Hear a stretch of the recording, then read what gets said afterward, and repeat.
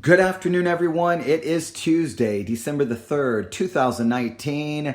It is currently 12:39 p.m. Central Time, and you are listening to a live broadcast of the Theology-Central podcast.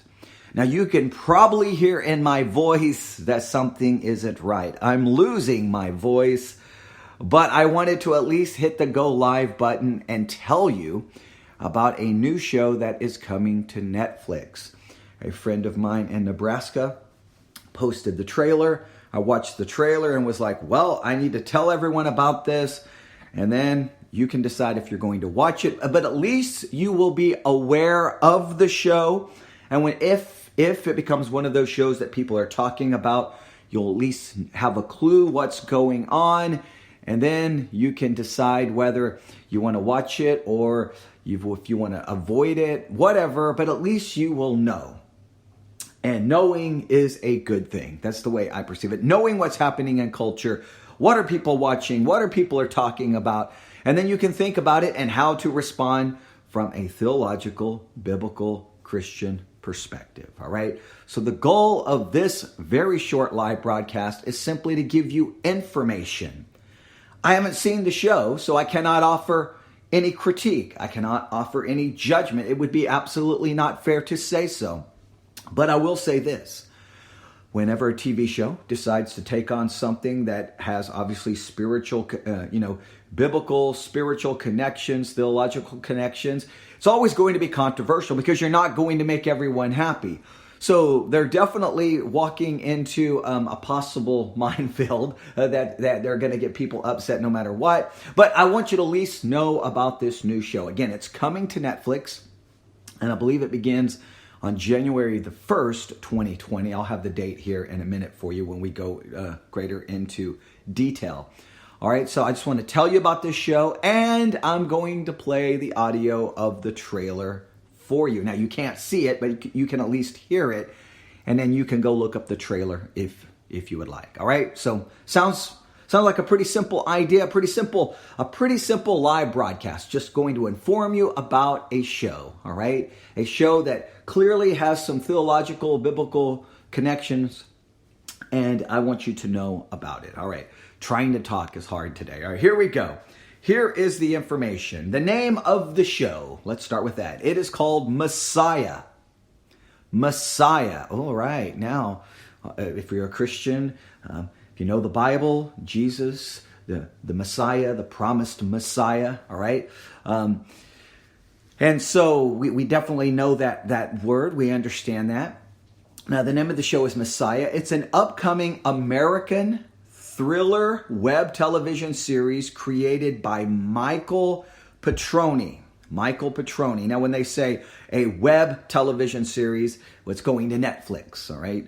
So, it's Messiah is an upcoming American thriller, I'm going to call it Netflix series created by Michael Petroni. The first season will consist of 10 episodes and will be released on Netflix on January the 1st, 2020. So January the 1st, 2020, all right, New Year's Day, you can sit and watch all 10 episodes of Messiah and then talk about it. I will probably at least watch one and then post a review or a critique or something about it. I'll try to watch it. I mean, most likely I'll be up at midnight anyway. What I may do is at midnight hit play and then literally try to post the first review about the show. And my friend from Nebraska who shared it said this could either be good or could be an absolute, I think he said dumpster fire. It could be absolute garbage. I don't know if there's going to be a very much of an in-between here, so we will see. Now, what is the series about? So there's the name. There's a little bit where it's going to be. It's going to be on Netflix, when it's going to be released on January the 1st, 2020, and there's going to be 10 episodes. Now, the series, if I can speak right, the series focuses on the modern world's reaction to a man who first appears in the Middle East claiming to be the Messiah. So this individual shows up. It's what it's giving me the impression of. It's a modern day story of basically someone who appears like Jesus. Now, are they going to say that this is supposedly the second coming of Jesus, that he's coming like he did the first time?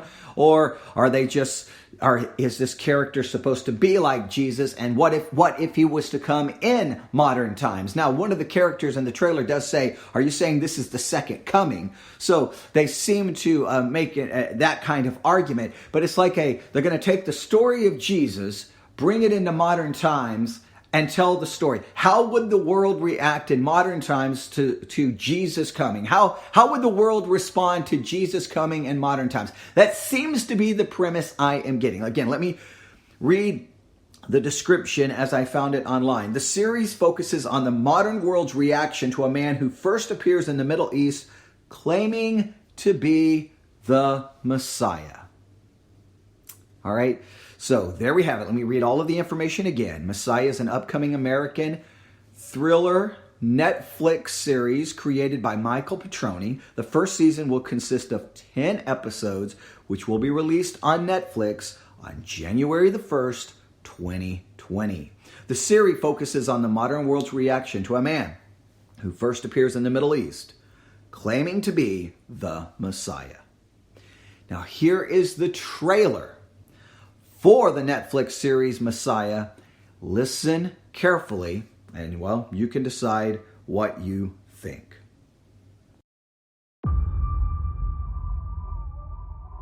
He's come out of nowhere and we don't know who he is. What do we know about him? He's leading desperate people. So this is a cult? We don't know who he's associated with.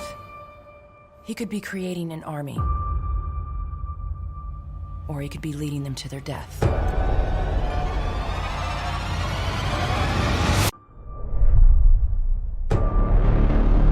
What are you doing in Syria? Delivering a message. A message for whom? My father. And who is your father? We've lost it. What do you mean? He just disappears. No one just disappears. We all witnessed a miracle. He saved my daughter's life. You need to see this. Bury it for as long as you can. He didn't just click his heels and end up here. He clearly had help. You get around Syria, Israel, Texas. It's the nature of my work. and what is that work? God's work. Who do you think he is? You didn't see what I saw. And if I did, would I be calling him the second coming? How far will this new movement spread? I'm going to find out everything about you.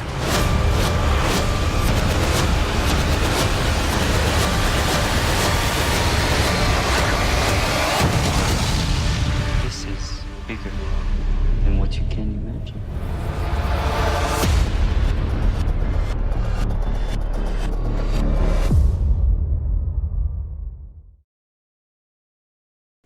There you have it. You have a reference to the second coming. So is the story going to be Jesus came the first time and now this is Jesus coming back, not coming back the way most Christians would understand the second coming, coming to judge the living and the dead. They obviously are going to take a different spin on it. So we cannot expect this show obviously to be theologically correct or biblically correct.